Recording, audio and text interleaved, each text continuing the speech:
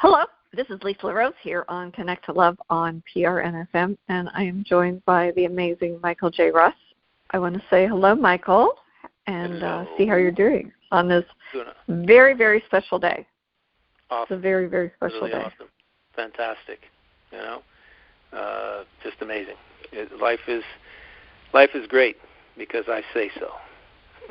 It is. It is true. So. Yeah. It is true. So, yeah, because you make it so, 100%. I completely agree with you, Michael.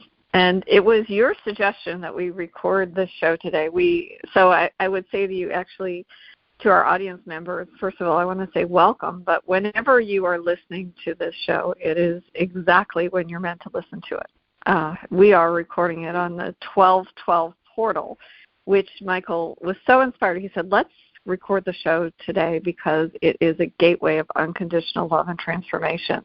And I couldn't think of a better way to celebrate Connect to Love with you and our audience than this powerful day. And it truly is. It's a spiritual gateway that really does amplify the energy of unconditional love. 1212, I'm a big numerology person, so 1 plus 2 is 3, which is the Trinity, whichever way that you look at it. And I believe that 1212 is a very, very healing number.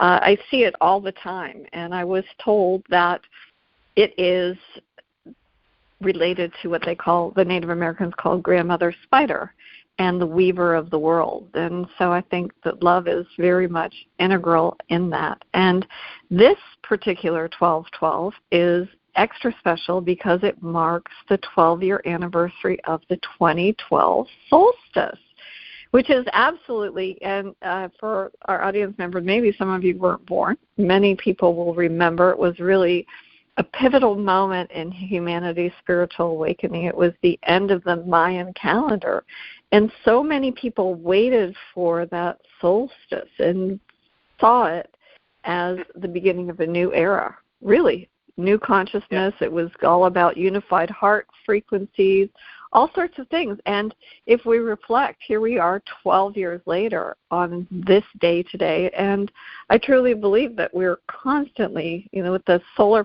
flare emissions that are coming off of the sun, I keep listening to all of these different things about the solar flares and how they're just unprecedented, and I truly believe that they actually are giving us human beings and all life on this planet an energetic upgrade. So it's I want to say thank you, Michael, because it was your inspiration to share this energy on this special day with everyone.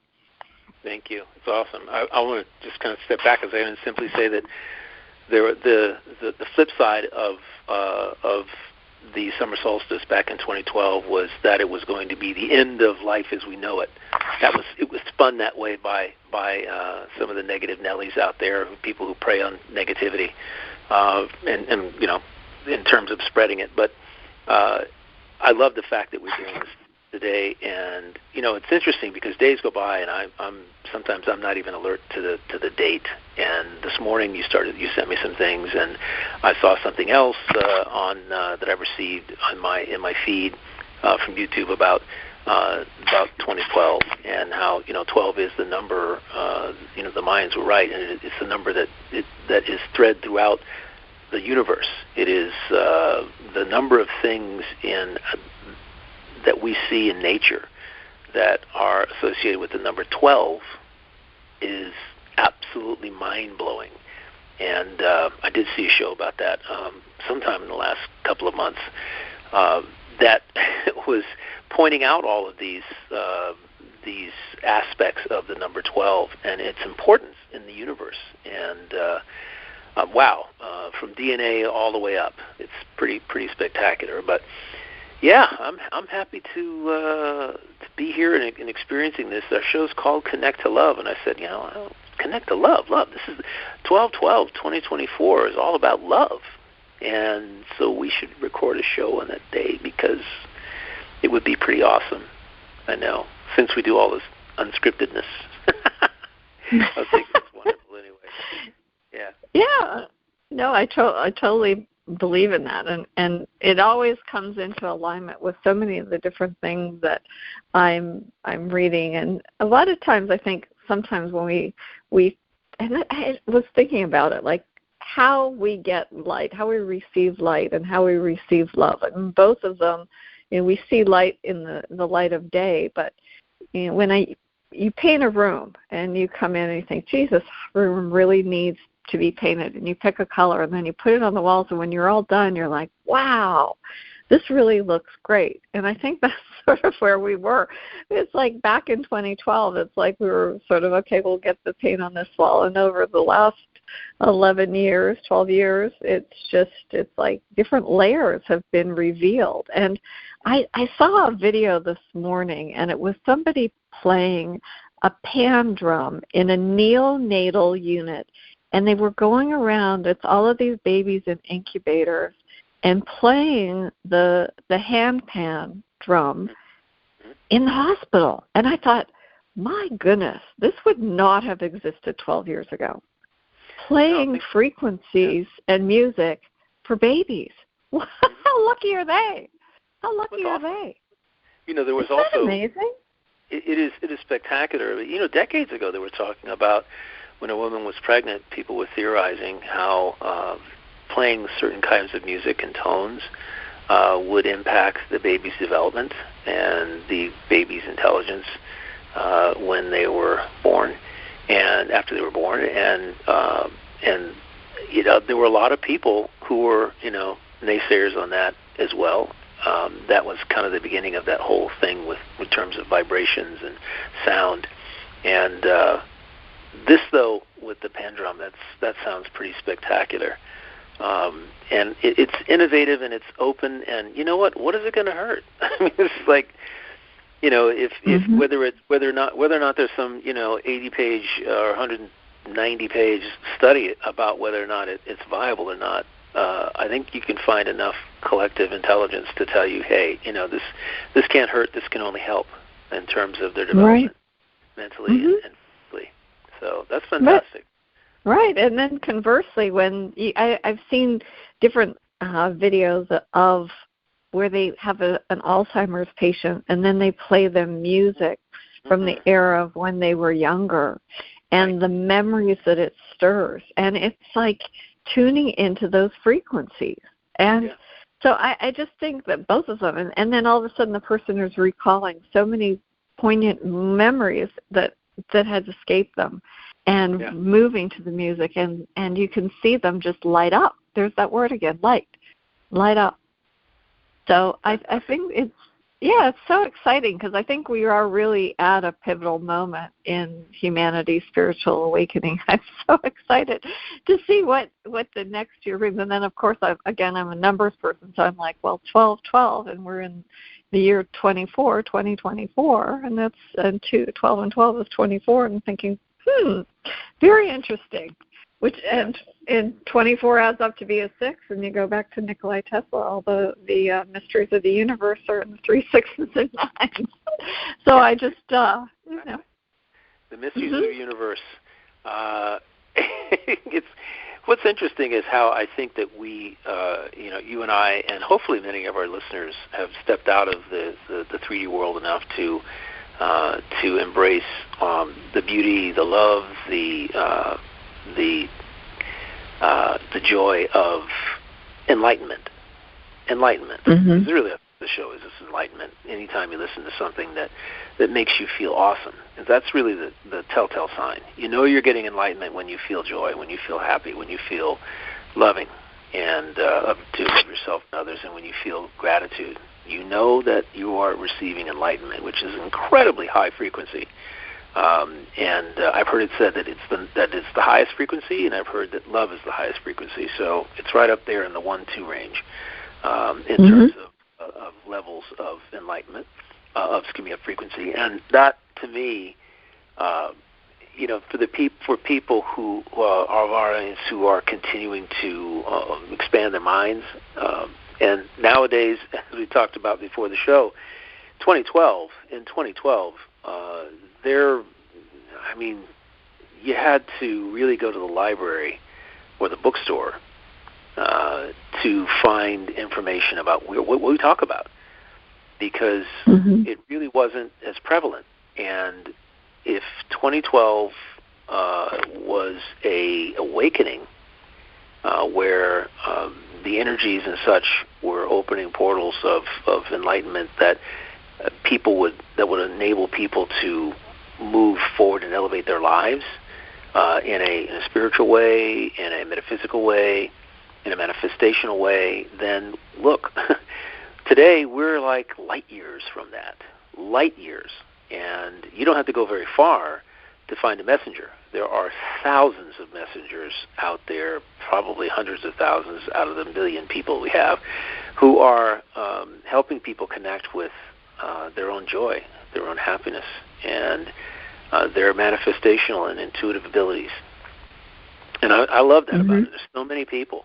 I get stuff. I'm constantly being exposed to people who have great messages. Are those messages similar to others? Yeah, framed in a different way, because people hear and connect with messages in different ways. And that's the beauty of it. I was speaking with a young lady this weekend who was up in Virginia Beach, running a bakery and a coffee shop, and she's got lots of culinary arts school graduates working with her, and her bakery is supposed to be really stellar, and she's loving it. She's impassioned, and she's got a big smile on her face, and when she talks about it, and I could see the energy, and it makes me want to go to Virginia Beach and hang out for a little bit and gain a few pounds, because she's making everything from tiramisu to sourdough bread. I mean, it's just pretty amazing what they've been able to accomplish up there. But she had said that she had brought in a doctor from South Florida to speak with her employees about elevating their consciousness, so to speak, and coming together as a team and mitigating the individual circumstances that might divide them, and to think more connectedness. Think about the things that bring you together instead of take you apart. And so we were talking about things, and I was telling her about our podcast and my podcast and other things. She said, that we were same message. And I said, yeah. I said, there's thousands of people. You just have to find one that resonates with you, and then you'll find 2, 3, or 4 people that resonate with you. And hopefully it's this show and a couple of others, but we're not the only ones. We're just people who are attempting to connect their listeners with something greater than themselves that enables them to see that the world they live in is something that they create themselves. And the love you experience yourself, the love you have for yourself, and the love that you display to others, that you share and that you resonate, is all, it emanates from within you. It's not something out from outside of you that creates that. You were born loving, unconditionally loving, quite frankly, and then learned to, as I like to say, learned to be otherwise. Because this earthly plane we live in can have a lot of different twists and turns. You can get messages from people that you respect that really aren't necessarily correct or loving. And there are thought viruses galore. We are very subjective beings. And so we absorb information that interferes with our ability to feel 100% unconditionally loving. Judgment steps into the picture. Judgment and other forms of negativity that get in the way, interfere with the flow of love that we have coming from within. And in my view, that's what we've been doing, is helping people to reconnect with the love they have for themselves and keep it flowing. Not just, help them understand what stems the tide of that flow, and eliminate that, so that every day you wake up loving of yourself and of your partner, if you have one, your family, your friends, your workmates. Live from that, and let it be the ember that continues to burn inside you and create flames everywhere of love. Right. Okay, that's my contribution show. No, I think that's fantastic. But that's kind of what I think of it, though. That's exactly the way I kind of look at it. We're one big ecosystem of love, and the ecosystem gets disrupted by things that don't matter. Things that don't matter. Yep. You're right. I think when we had Chris Johnson on, that's what he said. He said, nobody's worried about you. Don't be so worried about what other people think of you. And I listen to that, and I think about, like, really, we single ourselves out, but we're connected. We're all one. We are all one. And so when you start to branch out and think about us as a piece of humanity, and back in 2012, and it was the solstice on the 21st, that's when the Mayan calendar ended. And we were fortunate here in Pittsburgh. We had he was a pretty amazing man. His name is Akta, and he wrote a book called The Night of the Last Cocoon, and he was speaking about the end of the Mayan calendar. He's from that part of the world. He is very amazing gentleman. He didn't speak any English, but when I met him, his heart emanated with so much love. It just washed over me. And we hugged, and we had this exchange, and people thought, oh my gosh, looking at us, you would have thought that we had known each other for centuries. But one of the things that he had said when he talked about the happening around the 21st in 2012 was that it was very significant for the world. And he said the calendar wasn't about the calendar. It was about the coming together of humanity and being aware, as the Mayans were, that time was infinite and could only be counted by infinity, which I thought was so amazing. And he said that they left us a calendar for our generation, but it was for us as humans. It was our mission to come together. And he wasn't looking, it was so interesting because he wasn't looking for followers, but it was allowing us to activate the pineal, open ourselves up to the frequencies like 528, like you were talking about, the frequency of love, right, and to help bring forth a more harmonious and well-balanced humanity. So where have we gone over the last 12 years? I think that back in 2012, there were, as you said, there were lots of books about fear. I think there were lots of books written. Barbara Hand Clow was one of the ones. She wrote a book about the alchemy of the ninth dimensions. And I've bought a lot of the books, but then I never read them, which is so interesting because I read all the time. Resonate with you. But they did, I guess on some level, they didn't resonate with me. But what does resonate with me, and this is why I was so excited when you suggested this today, I'm like, here we are. And I do see moving more towards that unconditional love. I have another gentleman who actually just started listening to the show. He texted me this morning, and he said, I made another woman cry today. And it's because he when I talked to him the other day, he said, he did something when a woman didn't have enough money to pay for something who came into his shop. And he said, well, what would be affordable for you? And she gave him a number, and he said, well, how about this? And she said, I don't think I can do that right now. And he said, well, let's do this. And he gave it to her for what she was wanting it for. And she burst out into tears. And so he messaged me today. He said, I made another woman cry today. And I just felt, I could feel that. I could feel the love. Like, there's something in just a simple act of kindness can really transform somebody's day. And that's what's unconditional, and that's really what's the specialness about today. It's the beauty, it's the beauty of it all. That is so cool to ask that question. It's not a question that you normally find that business owners or entrepreneurs ask. When someone says, it's a little beyond my means at this particular point, and you can see the value in it for them. You can see the value of how it will impact their lives in a positive way, and then to do that, I can understand why.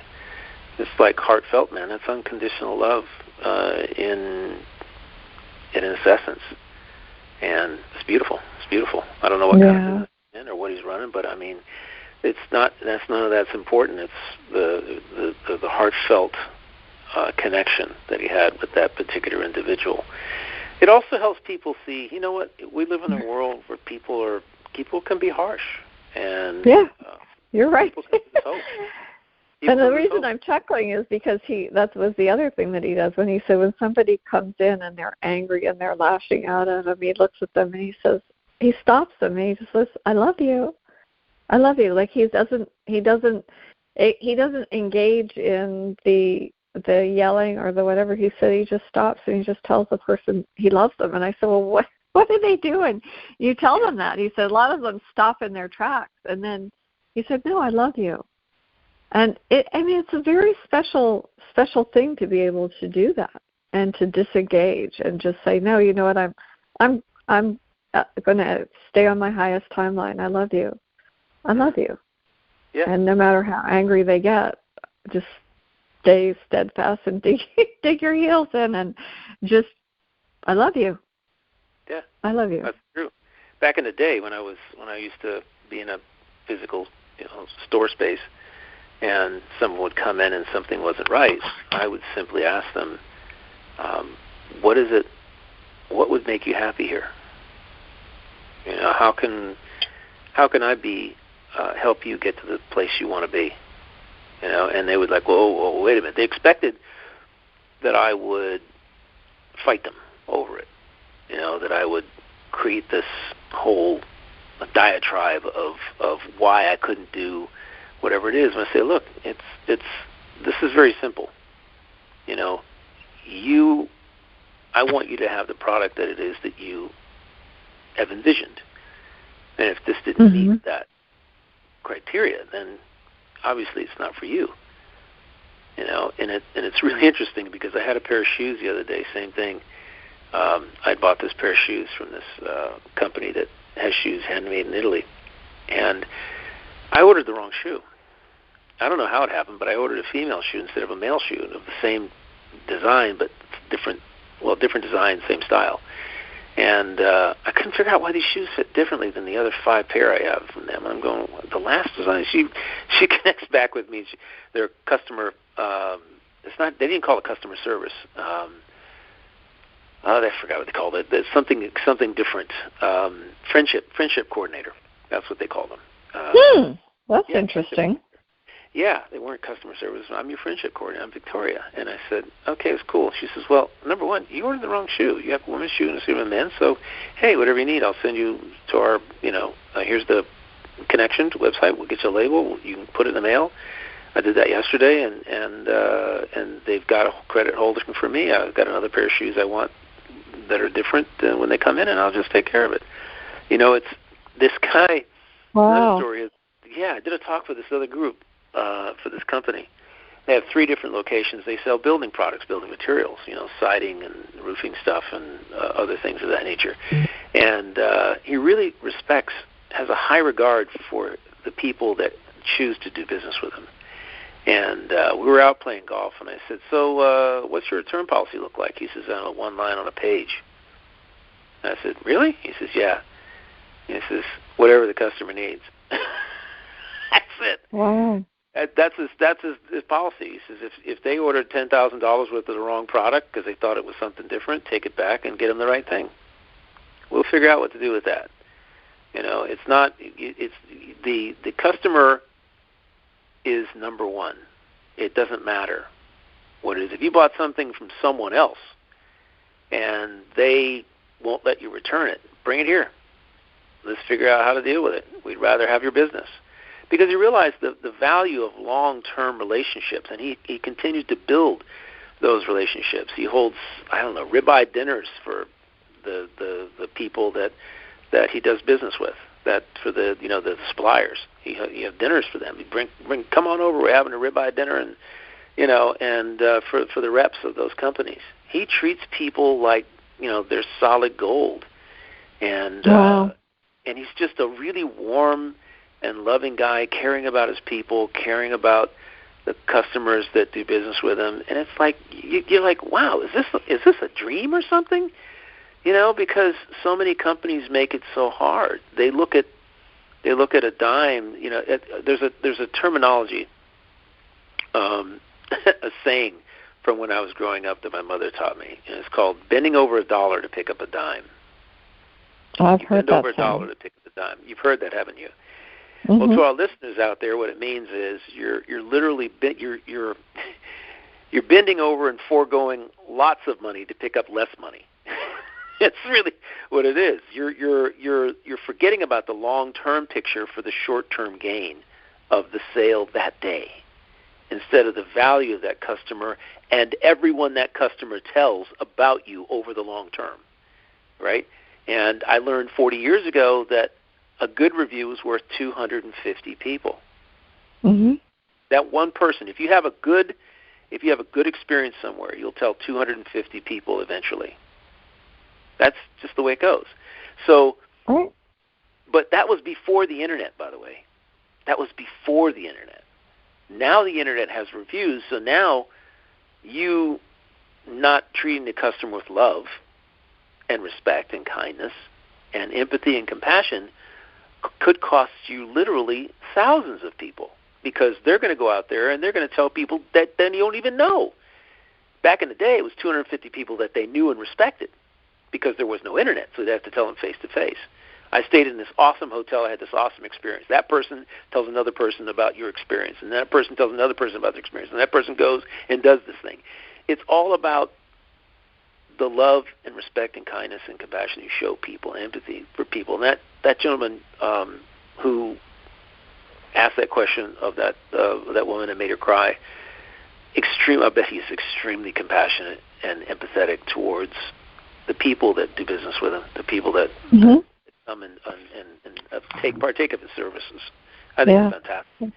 It is. I found him through there's an app called Nextdoor, and it's neighbors who share information about neighbors, and that was how I found him, and also the person who came to take care of my washing machine this morning.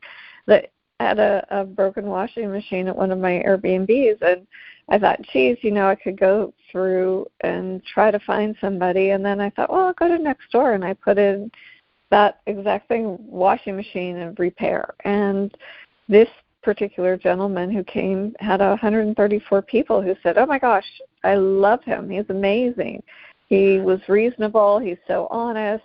And so he came this morning, and it was so amazing how the universe orchestrated it, because I looked at him and he looked at me and he said, geez, you look familiar. And I said, you look, I was just thinking the same thing, you look so familiar. And he said, did you date somebody named John? And I said, I looked at him and I thought, yes. You knew John? And then I looked at him. Well, he knew my college boyfriend, John, and he dated his cousin, and I remembered him, and then I remembered all these things, and so it wasn't even like a surface call, it was like a walk down memory lane of all of these different things, and hearing what he's been up to, since the last time that I saw him. And I said to him, he lives in a particular neighborhood in the city, and I said, every time I remember that you were from that neighborhood. I wasn't familiar with it years ago. I said, and now I drive there all the time to pick up a friend of mine, and I think, what a lovely neighborhood. And then you come to my mind. And I always think, oh, I wonder whatever happened to him. And now I know. But isn't that amazing? But it just goes to show you how when you let go and you allow, that the universe will manifest and bring things in that we can't even imagine. And I think that's sort of like this very specialness about this portal today, that we are being guided through this collective, guiding humanity towards greater unity, love, awareness. And I'm seeing it coming through in the messages that seem to be coming up. And yes, there are the opposite of positive, and the algorithm likes to attract the things that aren't so positive. But I think that it's time, as we step through this portal, we can shed those patterns. We can embrace what is naturally innate in us, which is that love. And that'll help us merge to that timeline that we want to all co-create, so that we're in universal harmony and abundance and manifestation. And that was the one video, that's what he spoke about, where the alignment of the planets are today with Mars and Venus. And he said things that I didn't quite understand, I'd never heard before. He said, it had to do with Eros, which was love, and Harmonia, which was one of the, I guess must be a dwarf planet, which has to do with harmony. And I can't remember the third one, but it had to do with fear. And I was like, well, no, I'm jumping on the harmony and love train. Please. That's what I want more of. I want more of that. More of that, please, on my plate. I love it. I mean, doors can open up, pathways to things you could never imagine become visible when your mindset is deeply connected to thinking and acting and having intentions based on love. It's an amazing thing. That resonance, that energy you're resonating, literally opens many doors. It creates opportunities for you, and it's if you're a business owner, it is rare that you encounter people that aren't caught up in their own stuff.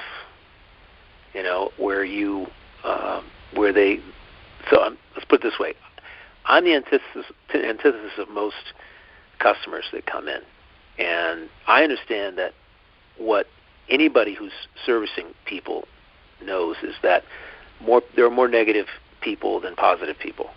It's a shame. That happens to be reality, and you and I are working very desperately hard to bring that message to people, to shift that in our reality. We're working very diligently at it through this podcast and this radio show, and it's an amazing thing.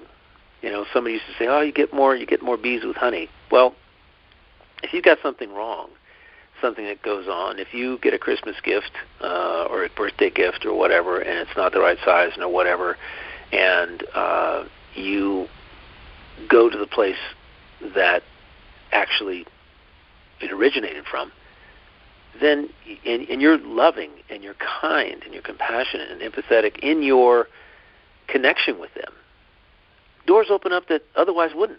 These people have the power to shut you down, right? They have the power to say, "I'm sorry, nope, can't do that, can't do anything about it. That's our policy. Read the sign, read the small print, whatever. Read the big sign over my head. No refunds, no exchanges."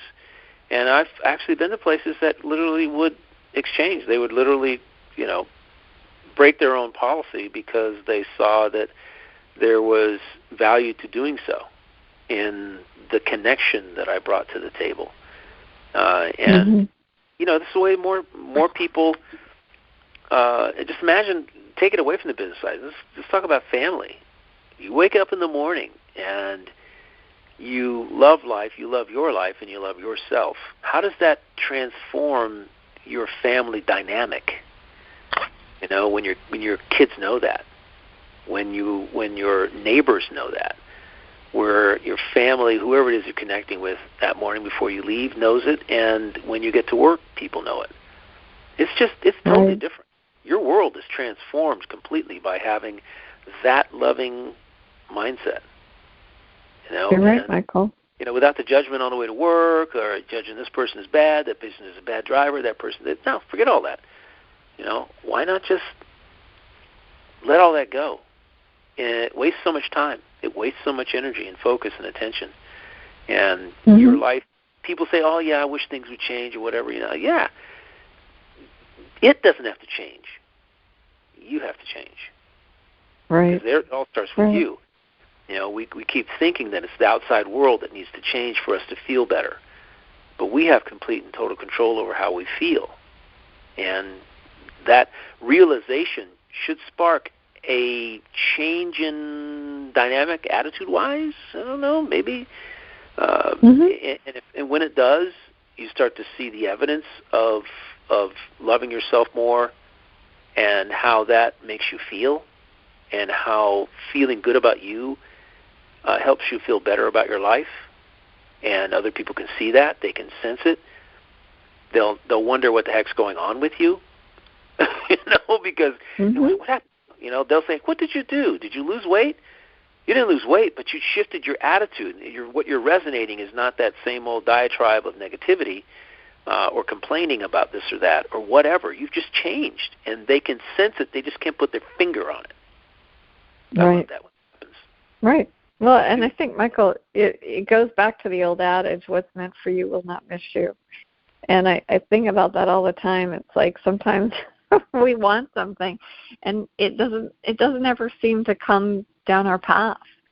But other things, when we align with it, there's other opportunities, relationships, experiences that are meant for us, and they will not miss you. And it's like, okay, and I think that's the amazing thing about this 1212 portal, because it really does remind us to trust, to surrender, and the universe really truly does have a plan for us, more than what we can even imagine. Anything that you can imagine, the universe has a greater plan, and it's more expansive and beautiful than anything that we can even picture. And it's like when you trust and you let go and you allow, it's like the videos that pop up from the algorithm on any of the social media platforms. And you watch one, and then the next thing, another one pops up, and you're like, wow, that had some. I hear that from you all the time. Wait a minute, I was just blown away by this. This brought me in so much information. And the particular video that sort of sparked this conversation was from a geophysicist, and he was talking about the astronomy and things like that. And the last thing I expected, and it was right around the 11:11 mark in the video, which I kind of thought was I don't think he planned it. He started talking about love. He said, well, really what this portal is all about is love, specifically unconditional love. And it was so interesting how he explained it, because he said, from a higher-minded perspective, he said, this refers to the polarity of Mars and Venus in opposition. And I'm going, okay, we're going to have a conversation about the planets. And then he said, but really the significance is all about the principle of unconditional love, and this being 1212 being the love portal. And I was like, wow. And of course I sent it to you. Yeah, and it was so unexpected. But what a message. What's meant for me. Here I am again thinking that I'm going to be learning about astronomy from a geophysicist, and I'm learning about love. Wow. Yeah. That's what it's all about. Yeah, it can manifest in different ways, and through different people. It never ceases to amaze me how some very successful people, I've come to find out, that are successful because and they say it right flat out, it's their mindset. It's literally their mindset, and they've attained the level of success in their given craft, be it music or art or acting or whatever it may be, stage or theater or movies or television or any other of the star-cross kind of careers. It's because of their mindset. It's because of how the things they've learned over time with regard to either assuming a fight and struggle mindset or a love mindset, an unconditional love mindset. And how that one shift from one to the other creates a different reality for them. And that's what we talked about a lot, is the new earth, the new reality that we all have the choice to participate in or not. One that that reflects back to you the love and empathy and compassion that you put out, right? Versus the 3D drama, fight, struggle reality that you may be involved in. You have a choice. And what's interesting is the fact that people say, "Oh yeah, well, good things happen to you." Well, yeah, good things happen to me because I think good things. Because you align yourself that way, right? I align myself with that, right? And instead of aligning myself with the drama and the negativity and the other negative, the fear and the worry and the doubt all the time. Yeah, if you align with that, that's the world the reality you will see, and you won't see the other reality because you don't resonate with it. And it's a matter of now, more than any other time in our history, you have that choice is coming to the forefront. Not that it's a different place, not that it's a different timeline from a perspective of one dimension versus another. It's just that the reality you're going to see, if you're loving, compassionate, empathetic, and kind, you're grateful, forgiving, if that's the higher frequency realm that you've aligned yourself with energetically, then you are literally, that's what you're going to see. You're not going to see that other reality. You know, if you live in fear, thinking that you're going to get pickpocketed or stabbed or stolen from or whatever it may be when you go to a foreign country, you might as well be wearing a sandwich board. I'm a victim.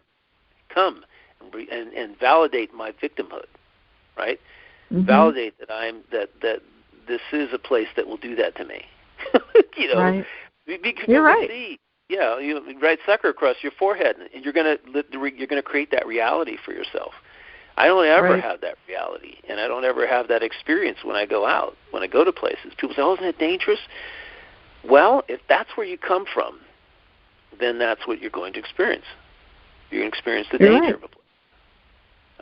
Not that we're... Yeah, you transcend it. And Michael, you know, and it's so interesting that you talk about that, because that when this particular geophysicist was talking about that Mars-Venus opposition, I'm like, well, what does that really mean? And Mars represents action and drive and will to do something. And then Venus, on the other hand, is the opposite, where it's like receptivity, harmony, love. But it's that dance of duality. It's that the opposite. It's like you can't appreciate dark without light. So they're both important. But I think that this 1212 portal acts as a way to transcend that. And that's what you're inviting the audience, and you do every day. You sort of transcend that. You go, okay, I see that there is this doorway, but instead I am going to kind of balance and surrender and let go of my will and just go in with the divine flow. And then you open your heart and you let the vibration of unconditional love come in, and it just transcends that conflict, the separation, all of those things that is the realm you don't really want to play in. I don't want to play in it. I'm all for the 5D, bring me sunshine and roses and lots of unconditional love that I can bask in. And we're coming up to the solstice too, so that's even better, right? Yes, that is true. It's when it's easy for us to, you know, we live in this world, and it's easy for us to talk about it and to express how different your life is. However, I'm going to tell our listeners out there, the moment, please do not hesitate or have any apprehension about shifting your thought process about love, and begin with yourself. Begin with you. Mm-hmm. You know, it's not about giving love to other people necessarily. I mean, you're going to do that. You're going to think that way. However, treat yourself well. Go get a manicure, get a pedicure, get a massage, or treat yourself to your favorite movie at home with some popcorn that you made yourself. Find a place that you can. Let's put it this way. I listened to something today from Abraham, and this is actually a good example. And what she was saying is, think about the things that are fun for you. What is fun for you? Write down a list of fun things, and then go do all of those. Oh, awesome. Do all the fun things. Because what a lot of people will do is they'll sacrifice their own fun and happiness for other people. And I'm not trying to say you're being stingy by doing that. Basically, you're stating life as a preference. I prefer to do, you're making choices based on preference. I'm preferring to do this. I choose to do this over that. I prefer to do this over that because I feel really awesome when I do this thing, right? How many times do we... And I get to do this, right? Yeah. You have the privilege of doing I get to do I'm grateful that I get to do this for myself. And if it makes you feel good, keep doing it. Do that. If you used to be an artist or you used to doodle or draw or whatever, buy a pad and start doodling again, and do it as much as you can. It makes you feel good, right? Right. And then do another thing, and then do another thing, and then do another thing. It's about doing what is fun for you. Don't just don't base it on whether or not you make money doing it or not. It's like you're right. I got to just say this because Michael, it's like you're reading my mind, because this morning one of the teachers that I studied with, he in his spare time, he was a musician before he got involved in the medical field, and he creates these amazing compositions, like Bach, Beethoven. I mean, these symphonic masterpieces. They could be soundtracks to movies. They're so breathtaking and so beautiful. And he sent me 3 pieces this morning so I could listen to them. And they just, what a way to start the day. And then he said, well, and I just told him how blown away I was by it. He said, well, I was connecting with this woman, but she's a professional. and I'm not. And I thought, whoa, just stop right there, because you're amazing. Like I'll share one of the pieces with you, Michael, because it'll blow you away. And I cannot, the creativity and the different instruments that he blends together, the horns, and it's just, they're masterpieces. And I think to myself, oh my gosh, like if you could only see yourself in your music the way that the rest of us see it, it's just amazing. It's amazing. And I don't know, as you said, it's like how do you be present with yourself and have that unconditional love for yourself and observe arises? Why is it that you don't feel like, as even when when we had Chris on, he was saying, I didn't feel like I was an artist because that's not what I went to school for. That's not what I did. But look at all the wonderful things that he creates. You're an artist, Michael. You're a musician. You're an entrepreneur. There's so many things, and you're a loving being. And that I just think that that's because you allow yourself to be present with who you are. And I think for our audience members, it's like during this time or any time, just take a moment, pause, be still, connect with yourself, connect with the earth. As Michael said, go do something special. Give yourself a present. Be present. Then one of the presents you can give is to be present with yourself, and then just let go and allow not what we think should happen, but just really allow what's meant for each one of us to come into form. And you'll see it's amazing. And I think I get these orchestrations this morning, and here we are. We're talking about orchestrating that grand plan. And before we started the show, I said to Michael, I was talking to him about a quote from Alan Watts, and he said, "You play the piano, you don't work the piano." And I love that, because he said if we were to work the piano, he said the best conductors would be the ones who played the fastest, and the composers would only write finales. And I think that's what we were looking at in 2012. We were looking to write the finale. But look at how beautiful things have orchestrated over the last 12 years. And what's next to be orchestrated over the next 12 years and then beyond. I mean, I'm just so blown away by all of the things that are coming into the forefront in consciousness and bringing humanity together. And I'm just very excited about the process. Awesome. That's fantastic. I think being excited about anything and everything, I mean, there are things that drive excitement within us. And I know a lot of times, I know people who will simply say, no, I can't do that because it's not, it doesn't involve making money, or takes time away from the things I really need to do. I've got a lot of work at home, or I've got to fix. You know what? Hey, listen, all that will get done. The negativity and the negative energy that you surround yourself with when you say I can't and I don't have time for, and all that, especially if they're things that excite you and that are fun for you, those things are detracting from the love you have for yourself. They're impeding the flow of love that you have for yourself. You owe yourself and deserve the absolute best life has to offer, period. That's it. Mm-hmm. The grandest vision you can ever figure out, that you can ever come up with, you can ever dream, is yours to have. And if you don't think so, that's why you're not having it, because you don't think so. You're limiting yourself from believing that it is for you, regardless of where you are in the socioeconomic ladder, regardless of where you live in the world, regardless of what just happened to you 10 minutes ago. You just simply forget it and move on. Best thing I heard the other day, I think, Abraham said, every moment, you should live every moment as if you were just born that moment. Nice. The past doesn't exist. It doesn't exist. And what would you do with your life if that was the situation? Because we all know our life is a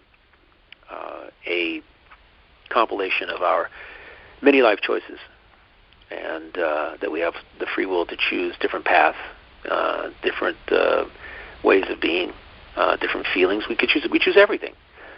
And a lot of times people who've made choices that haven't worked out so well, consequences of which haven't been that positive, because that's the way they're seeing it as something, the worst thing ever, or not positive, can literally shift and change by just literally flushing that down the toilet. You can't go back and change anything. I tell people this all the time. You can, and if you bring that past into the present moment, you contaminate it. You literally are now making decisions about your future based on something you can't change.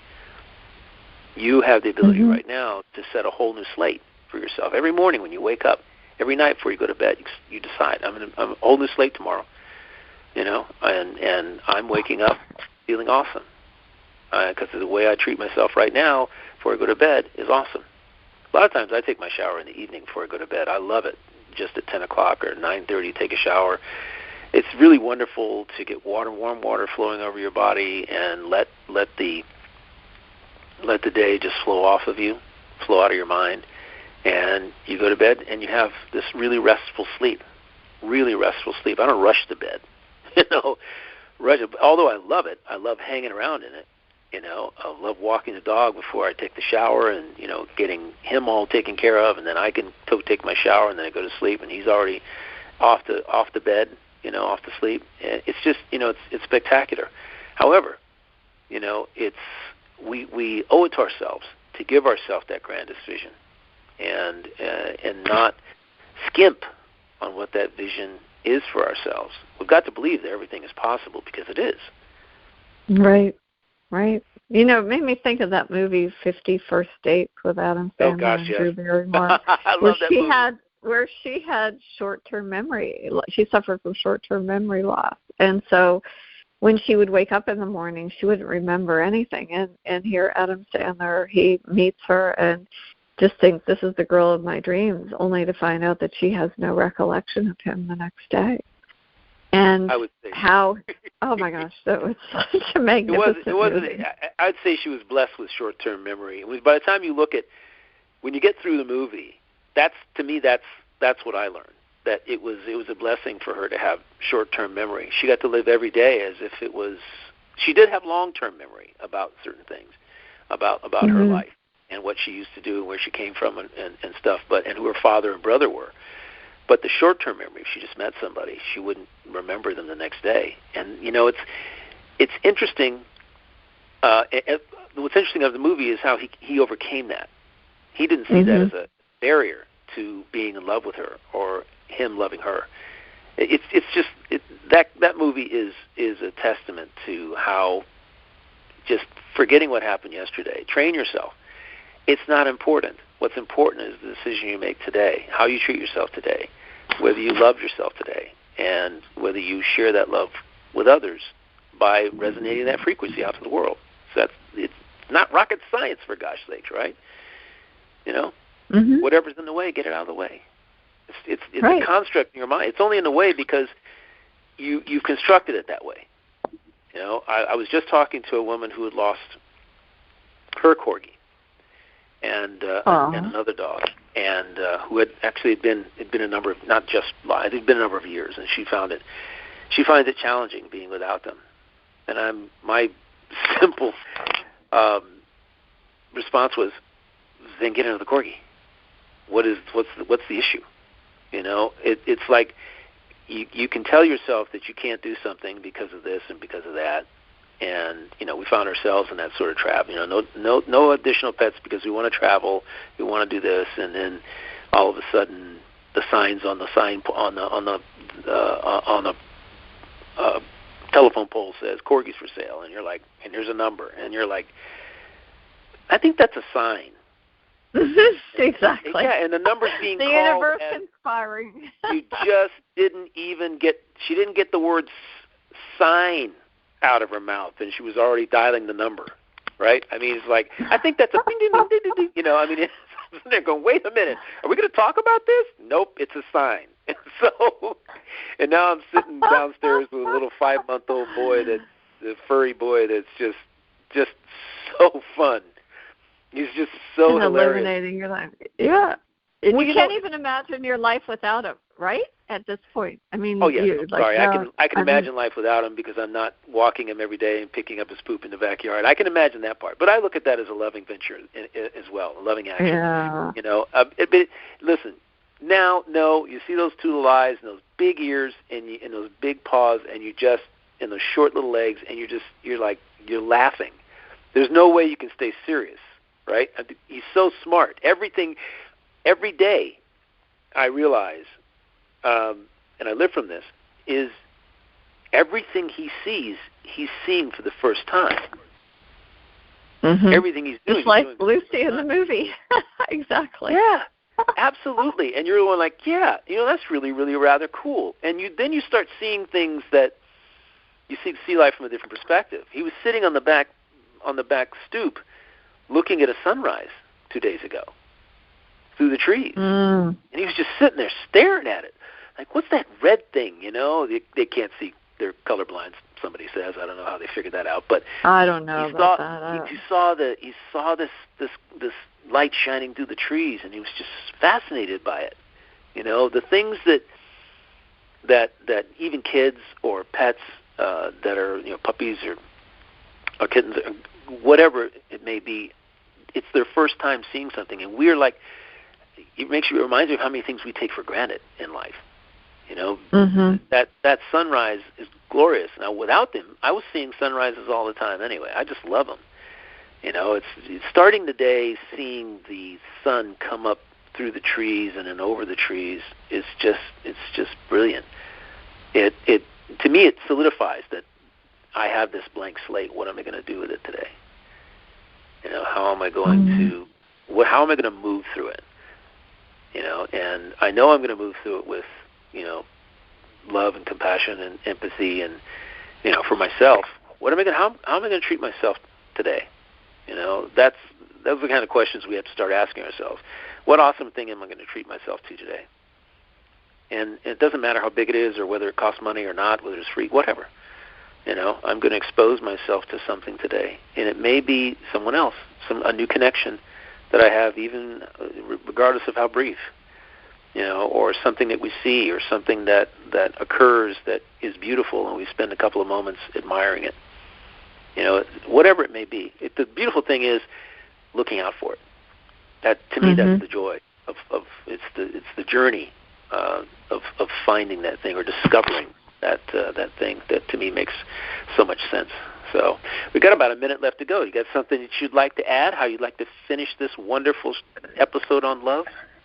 Well, I would just invite anybody here on this 1212 portal and beyond. It doesn't necessarily have to be this particular day.